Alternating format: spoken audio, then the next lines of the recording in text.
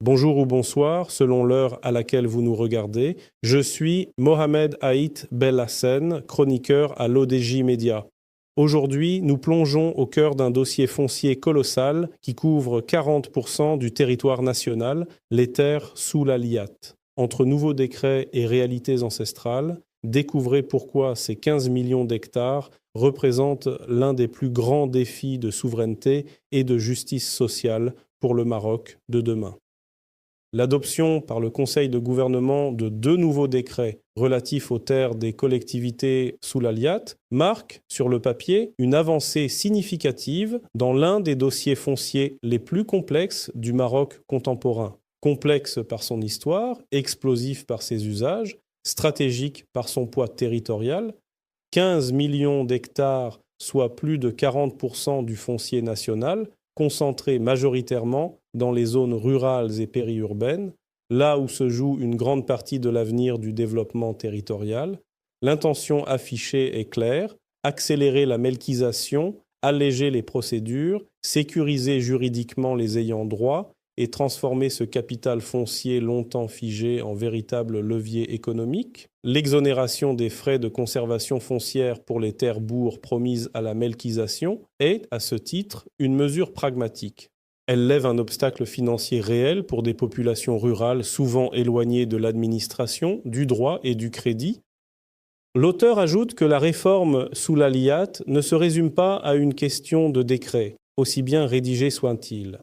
Elle touche au cœur du pouvoir territorial, là où se croisent droit moderne, tutelle administrative, autorité locale et règles coutumières profondément enracinées. Car sur le terrain, la loi de 2019 et ses textes d'application se heurtent encore à une réalité têtue. Le poids de l'ORF, la domination masculine dans la gestion des terres, les résistances tribales et parfois une administration locale hésitante, prudente, voire paralysée par la crainte du conflit social.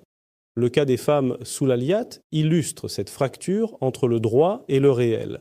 Si le principe d'égalité est désormais inscrit dans la loi, son application reste inégale selon les régions, les provinces, voire les douars. L'auteur affirme que pour lui, dans certaines zones, les décisions sont exécutées. Dans d'autres, elles s'enlisent dans les lenteurs administratives, les renvois de responsabilité ou l'inaction pure et simple.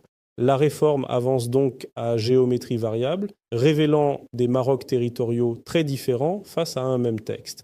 Or, la question des terres sous la Liat dépasse largement le seul enjeu de justice foncière. Elle est au cœur de la régionalisation avancée, de la souveraineté alimentaire, de la structuration des filières agricoles, du développement de l'agriculture moderne, de l'implantation des énergies renouvelables et même de l'urbanisation future. Dans des régions comme Draa Tafilalet, Fès Meknès ou Beni Mellal Kenifra, ces terres constituent la principale réserve foncière mobilisable pour tout projet structurant. L'auteur pense que les nouveaux décrets renforcent certes le cadre de gouvernance et élargissent la melkisation aux terres bourgs. Mais une question demeure, qui accompagne réellement les ayants droit après la melkisation, sans ingénierie foncière, sans accompagnement agricole, sans accès au financement, sans structuration collective, la transformation du statut juridique risque de déboucher sur une fragmentation improductive ou, pire, sur une revente rapide des terres à des acteurs plus puissants. Le défi est donc moins juridique que territorial. Il appelle une approche intégrée, coordination entre ministères, régions, agences foncières, collectivités territoriales et sociétés civiles.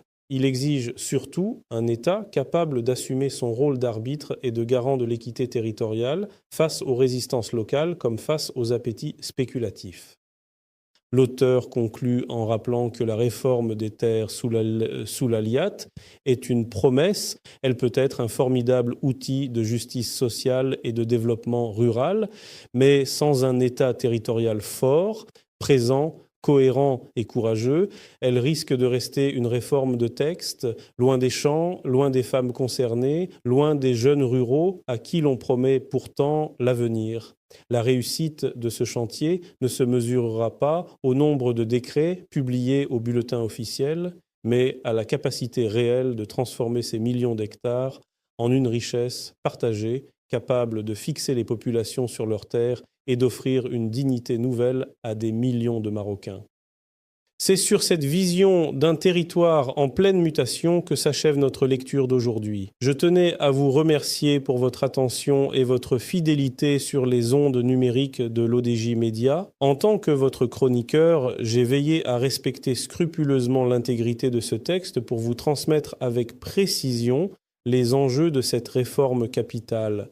Restez connectés car nous nous retrouverons très prochainement pour une nouvelle chronique sur les dossiers qui façonnent notre royaume.